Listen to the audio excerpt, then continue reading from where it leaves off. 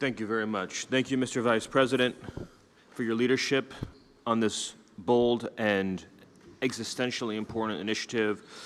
Thank you to Mr. Ferguson for your incredible work and stewardship of this task force.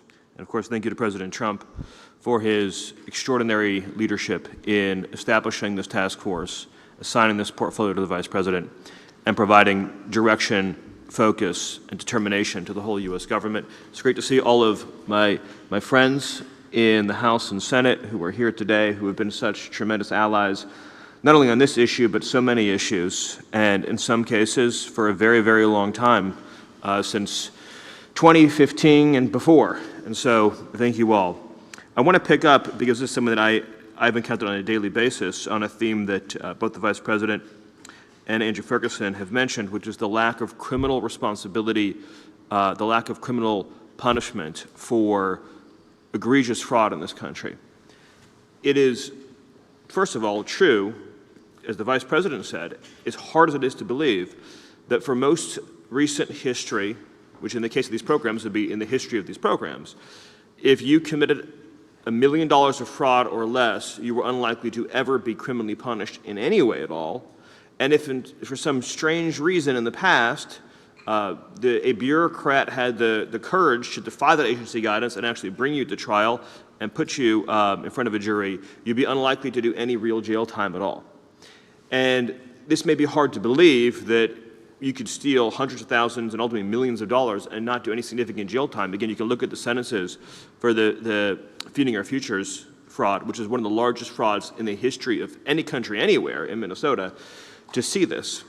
And there's a lot of reasons for that. I think probably the simplest, least conspiratorial explanation is that when Congress was drafting these statutes, they still lived, to use the phrase that used a lot today, in a high-trust society, and it eclipsed their imagination that there would be systemic, widespread, continual lying, fleecing, and organized crime to rip off hundreds of billions of dollars from the American taxpayer, which is what has happened.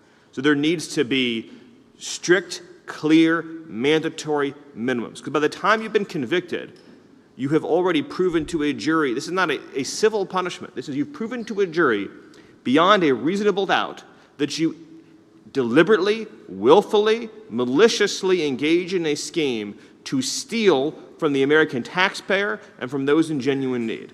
And when you've satisfied 12 jurors of that fact and been convicted, you deserve to have a very substantial prison sentence. That change alone would be watershed for fighting fraud, because it would mean that the Department of Justice would be able to, through prosecuting a few hundred or thousand cases in a year, be able to chill the criminal conduct of millions. Whereas right now, no matter how many people you prosecute, you're still left with the criminal element thinking, I'm willing to risk 6 months in jail for $5 million in ill-gotten gains. And we've reached a point, and again, only because of President Trump and the Vice President's leadership is this happening. We've reached a point as a country, until we came along, as hard as it is to believe, where we have federal law enforcement in cities around the country who have to conduct weeks or months-long investigations of daycares where there are no children present at all, to be able to then go into a court of law and say, no kids on Monday, no kids on Tuesday, no kids on Wednesday, no kids on Thursday, right? And this is the real thing. We have federal law enforcement officers who then they have to issue subpoenas and search warrants to get phone records, email records, financial records. And what does it all end up with? You go to a jury in Minnesota and you say the defendant has collected $7 million for a daycare, claiming to be taking care of 100 children for 6 months, and we found one kid attended in that entire time, and he was the nephew. So you spent months of federal effort. When you do that and you're found guilty, you belong in jail for a very long time. I'm almost over my own time here, so I'll just add to the other point the Vice President said, which is on data sharing and technology and integrity, you can solve 95% of this problem with simple technological verification and data sharing measures that is in technology that was invented 20 years ago. Now, the technology today, of course, is even more astonishing. But if every single person who wanted to enroll in SNAP or enroll in Medicaid or enroll in public housing was in a shared database that the federal government had access to verify age, citizenship, criminal record, other basic biographic facts. That single step alone would save taxpayers hundreds of billions of dollars. And you have to ask yourself, why would any politician oppose something so fundamental? We're not even debating eligibility rules, an important but separate debate. We are debating whether or not a person is lying to the government to extract funds for which they are plainly and clearly ineligible. The time has come to implement these reforms. Thank you, Mr. Vice President. Thanks, Steve. Vince? Thank you, and good morning, everyone. We gather today because President Trump has made stopping the fraud and corruption in our welfare programs a governing priority. Thank you to Vice President Vance, Chairman Ferguson, Stephen Miller, and Executive Director Brady for their leadership in carrying out this duty, and to the members of Congress here for joining in this important work. In the time I have, I wish to offer 10 very practical, common sense, and likely very popular proposals to fight fraud in our welfare programs for congressional consideration. 1, all government agencies must verify that every Medicaid provider or SNAP retail store is actually legitimate and eligible for payment before any payment is issued, rather than paying first and checking later.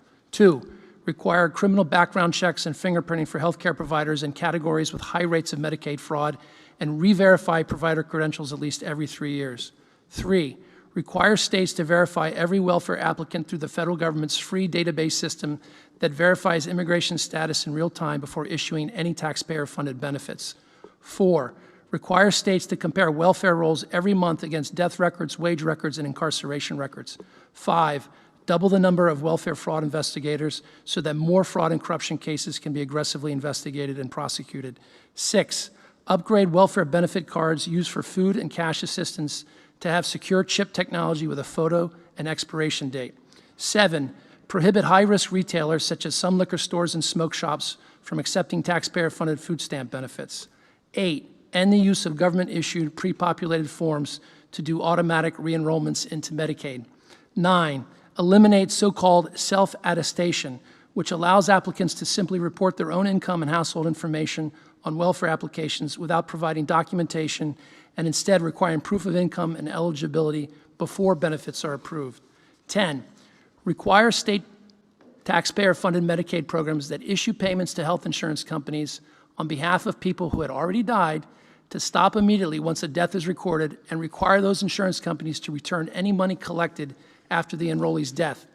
Finally, I suggest that members of Congress call out as corruption the behavior of state and local leaders who refuse to enforce common sense fraud controls or purposely embrace loopholes that avoid individual eligibility validation, allow self-certification of eligibility, expand eligibility far beyond what Congress intended, and as a result trap millions of able-bodied adults into a life of dependency.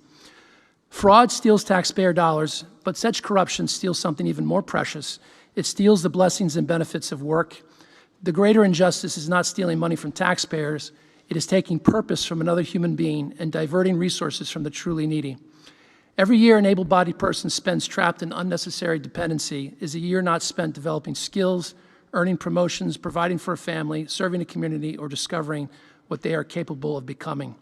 This corruption fraud occurs when public officials knowingly tolerate or design systems that deny people the benefits and blessings of work because dependency serves personal, political, or institutional interests. Whenever public officials knowingly preserve systems that deny able-bodied Americans the blessings of work, whenever they choose to look away because dependency serves such interests, people suffer, not because they lack talent, not because they lack dignity, but because those entrusted with public authority failed to act.